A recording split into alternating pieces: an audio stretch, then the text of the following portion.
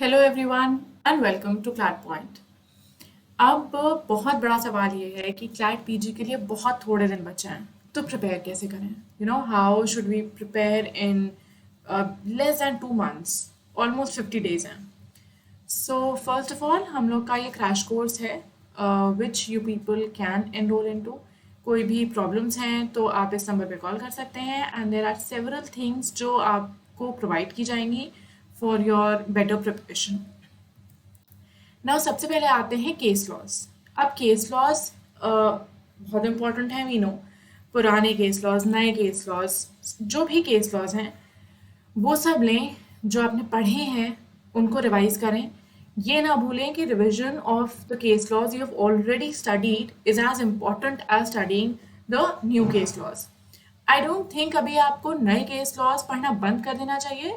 It's not that. Pretty much 15 दिन जब तक बच रहे हैं तब तक you can go on reading new case laws. New case laws as in भले वो पहले के हों लेकिन आपने अभी तक कवर नहीं किए हैं तो so you can go on doing them, but start revising the ones you've already done because that is very important. Then news पे ध्यान रखें, जो लीगल न्यूज़ है, जो करंट अफेयर्स हैं, लेकिन जो पुरानी न्यूज़ आप पढ़ चुके हैं, जो करंट अफेयर्स आप कवर कर चुके हैं, उनका रिविजन शुरू करें। द थिंग इज कि अब revision of everything that you have done becomes very important. Subjects को रिवाइज करें। ये वो सब्जेक्ट्स हैं जो हम लोग लॉ में पढ़ चुके हैं।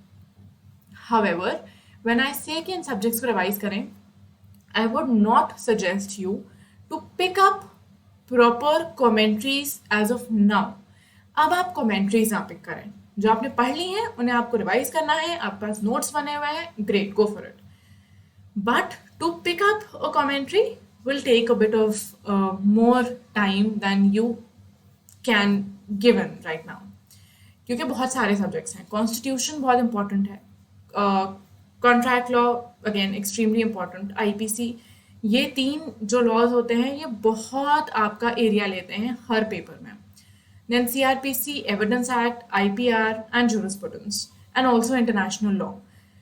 तो ये सब रिवाइज करें अच्छे से। There are books which I would otherwise not at all recommend, but अभी अगर आपको लगता है कि आपको किसी बुक से ही पढ़ना है then probably go for what is known as bookies, because वो एक कंसाइज फॉर्म में दे देंगे। But otherwise please don't pick them up and prepare your law from them. It's only when you have read law, you have a command on subjects, then go on and, as for revision, you can pick up the keys. Bare acts पे बहुत focus करें, बहुत ज़्यादा focus रखें, because if you know your bare act well then you know more than half the subject well. हाँ, अगर किसी एक पर्टिकुलर टॉपिक में प्रॉब्लम आ रही है, फॉर एग्जाम्पल अगर आपका प्रॉब्लम आ रहा है आईपीसी में मर्डर और कल्पेबल होमिसाइड में, then you can go and pick up a book and clarify our doubts, but otherwise I wouldn't suggest you picking up the commentaries right now. अब बात ये आती है कि केस लॉस करना कैसे, बिकॉज केस लॉस अपने आप में बहुत वास्ट है। पहली बात यह है कि जो बुकलेट बनाई थी, I made a video before and I suggested कि एक बुकलेट बनाएं जहाँ पे आप सारे जो केस लॉज हैं जो आपको इंपॉर्टेंट लगते हैं जस्ट लिस्ट एंड डाउन, एक एक करके उनको अपने नेट पे खोलें। उन सब के पीडीएफ्स प्रेजेंट होते हैं और उनको उनका इम्पॉर्टेंट पार्ट वर्ड डॉक्यूमेंट में कॉपी पेस्ट करते जाएं, जिससे important every case law should be concised in approximately 2 page of word documents, not more.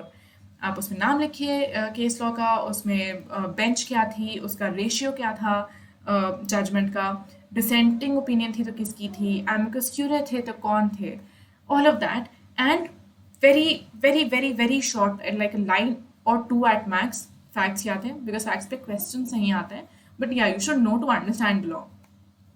And finally क्या होल्ड हुआ, if anything changing has been upheld. तो इस तरह का बना है, और वो जो बन चुकी है बुकलेट जितनी भी, उसको रिवाइज करना स्टार्ट करें। Keep adding to it, keep adding more case laws to it, but उसको रिवाइज करना, लर्न करना अच्छे से शुरू कर दें। लैंडमार्क केसेस पे ज़्यादा जोर दें। Now landmark cases can be पुराने और नए बोथ।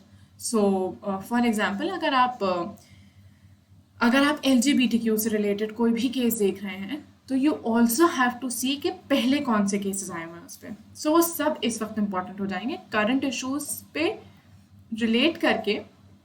लैंडमार्क केसेस फिर जितने भी हैं अभी का भी एंड पहले का भी, दोनों आपको कवर करना होगा।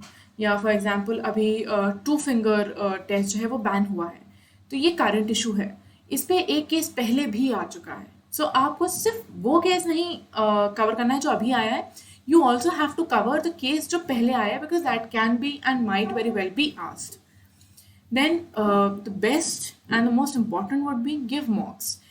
इस चीज़ के लिए ना रुकें कि इतना प्रिपेयर हो जाएगा तब मॉक्स देंगे, इतने दिन का प्रिपेयर कर लें, इतने सब्जेक्ट्स कर लें तब मॉक्स देंगे। Don't wait for that threshold that you have in mind, because we are already law students. आपको लॉ आता है मोर देन यू थिंक आपको आता है। So start giving mocks, keep preparing, दिन का कुछ टाइम निकाल के मॉक्स देते रहें side by side, and you will see कि जैसे जैसे प्रिपरेशन बढ़ रही है, रिविजन हो रहा है, मॉक्स के भी रिजल्ट्स इंक्रीज हो रहे हैं, बेटर हो रहे हैं, you know. So don't wait कि इतना हो जाए तब मॉक प्रिपेयर करना देना स्टार्ट करेंगे, because in that way you lose a lot of time. You will also become a little more tensed as and when the time approaches. So don't wait for that.